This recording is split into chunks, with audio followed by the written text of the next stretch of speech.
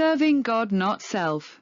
During his lifetime, Absalom had taken a pillar, erected it as a monument to himself. Summary of 2 Samuel chapter 18.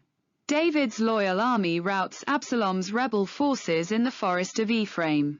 Absalom's hair gets tangled in a tree branch while riding, and Joab kills him against David's explicit orders.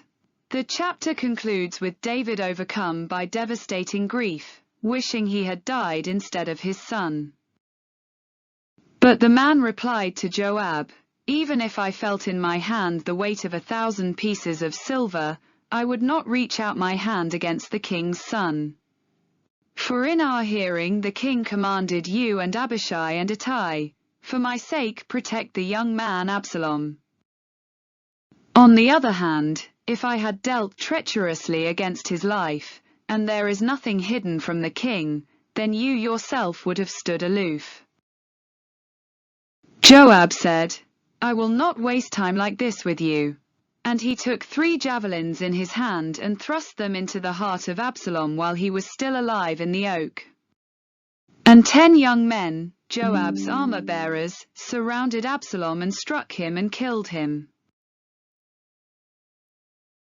Then Joab blew the trumpet, and the troops came back from pursuing Israel, for Joab restrained them. And they took Absalom, and threw him into a great pit in the forest, and raised over him a very great heap of stones. And all Israel fled, everyone to his own home.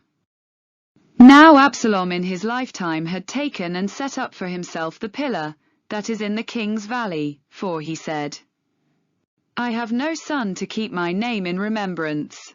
He called the pillar after his own name, and it is called Absalom's monument to this day. Key lesson. Takeaways from 2 Samuel 18. Pride precedes destruction. Absalom's reliance on his physical beauty, his grand ambitions, and his self-made monument in the king's valley ultimately led to his tragic and ignominious end. It serves as a stark reminder that human pride and self-exaltation cannot bypass divine justice. The high cost of rebellion and division. The Civil War tearfully illustrates how sin and rebellion ripple outward, destroying families and nations alike. Even in victory, David's heart-wrenching grief, "Oh my son Absalom, my son Absalom," shows that political or personal triumphs won through relational fracture carry a devastating emotional toll.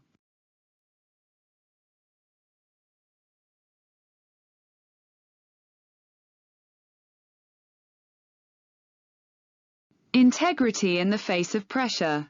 The unnamed soldier who refused Joab's bribe exemplifies true moral courage and loyalty.